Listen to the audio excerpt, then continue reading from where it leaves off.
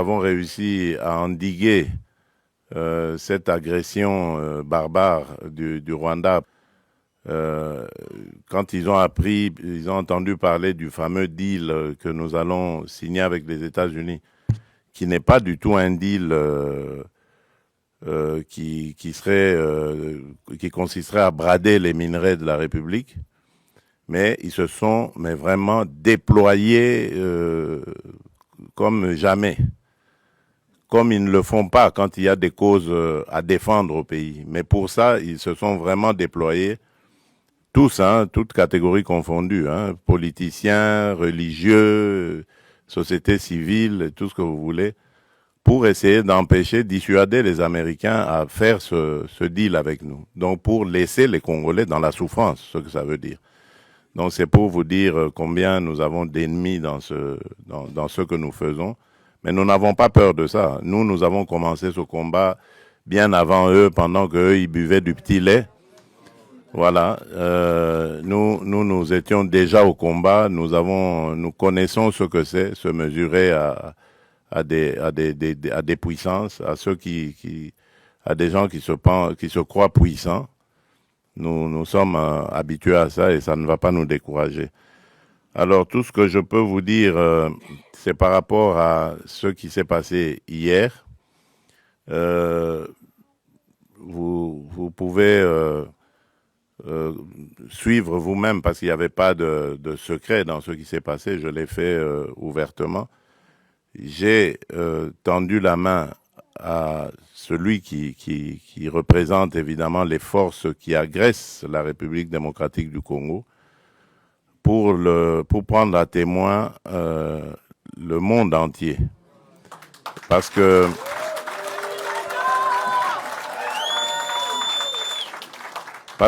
depuis un certain temps, vous ne le savez pas, c'est des batailles qui se passent dans les milieux diplomatiques. Vous n'êtes pas forcément toujours au courant, mais les initiés peuvent le savoir. Depuis un certain temps, on nous faisait passer, nous les victimes, comme étant des va-t-en-guerre, alors que c'est nous qui sommes agressés et que nous avions, en tant que victimes, le droit de nous défendre.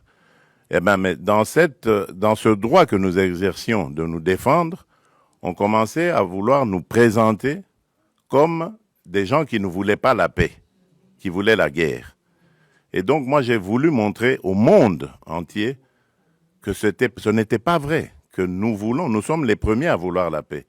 Et puisque nous voulons cette paix, ben, je tends la main maintenant pour dire, OK, alors, puisque vous dites que c'est nous qui voulions la guerre, ben maintenant, je dis, nous voulons la paix, alors répondez à cela. Et vous avez vous-même suivi la réponse. Voilà. Donc, c'est pour vous dire que nous avons réussi à démasquer, évidemment, ceux qui se cachaient derrière cette manipulation. Et je vous dis que cette manipulation, elle va jusqu'à l'intérieur du pays.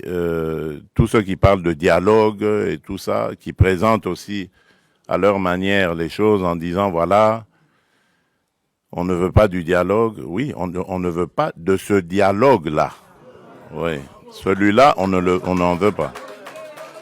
On veut d'un dialogue entre Congolais qui sont tous contre cette agression. La seule chose que je demande à ces gens qui veulent le dialogue, c'est d'abord de condamner l'agresseur, de le nommer clairement et de le condamner. Et là, alors, on va dire, ce sont des patriotes qui peuvent se mettre à nos côtés pour parler dialogue. On ne parle pas dialogue avec des émissaires des agresseurs, qui d'ailleurs, quand ils arrivent à la table des discussions, parlent que d'intérêt des agresseurs. Ils ne parlent pas d'intérêt des intérêts des Congolais. Il n'y a rien qui concerne les Congolais. Tout est tourné sur comment est-ce que on va.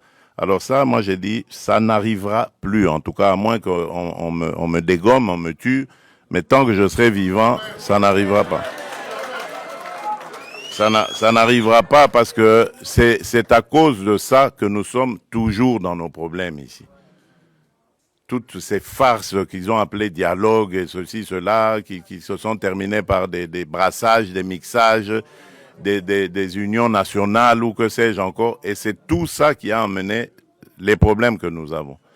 Et donc moi j'ai dit plus jamais. Donc je veux bien qu'on discute des problèmes du pays, parce que comme dans tous les autres pays, notre pays aussi a des problèmes, on peut en discuter, mais ça ne veut pas dire qu'il faut se terminer, ça doit se terminer par des brassages, des mixages. On a introduit dans nos institutions des gens qui sont inféodés, des gens qui ont des nationalités douteuses, des choses comme ça. Ça c'est... Alors donc nous voulons la paix, ça c'est très clair, nous sommes les premiers à le dire depuis l'agression de 2022 quand elle a commencé, nous voulons la paix. Parce que je peux vous dire que cette guerre nous coûte énormément. Nous privons notre peuple de beaucoup de choses parce qu'il faut renforcer nos capacités de défense et de sécurité.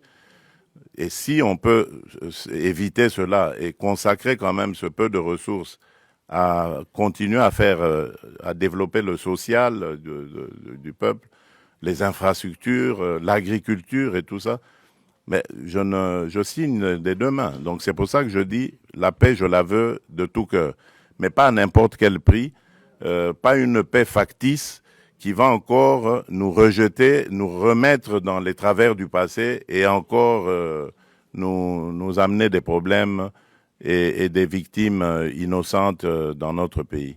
Donc c'est ça que je tenais à vous dire.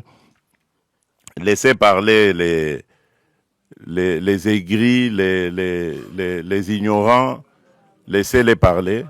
Nous savons ce que nous faisons et je peux vous garantir qu'à aucun moment je ne trahirai mon pays ni mon peuple. Et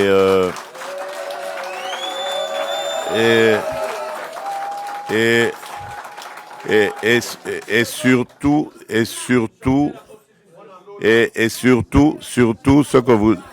ce que vous devez savoir, faire la paix, ce n'est pas une faiblesse. Voilà. Et croyez-moi, je suis très très loin d'être faible. Voilà. Je crois que j'ai réussi à le prouver. J'ai réussi à le prouver à plusieurs reprises. Si aujourd'hui on parle sanctions, si aujourd'hui on parle dialogue, médiation, que ce soit africaine ou autre, américaine et qatari, je crois que c'est grâce quelque part à ce que j'ai aussi fait, ne fût-ce qu'un peu. Donc ce n'est pas du tout une faiblesse, au contraire, c'est une noblesse de savoir faire la paix des braves. Je l'ai proposé, j'attends la réponse, je sais que ça a troublé, je ne tiens pas compte de ce qui est sorti, je sais qu'ils vont réfléchir et ils vont me faire une offre et c'est ce que j'attends. Voilà, merci.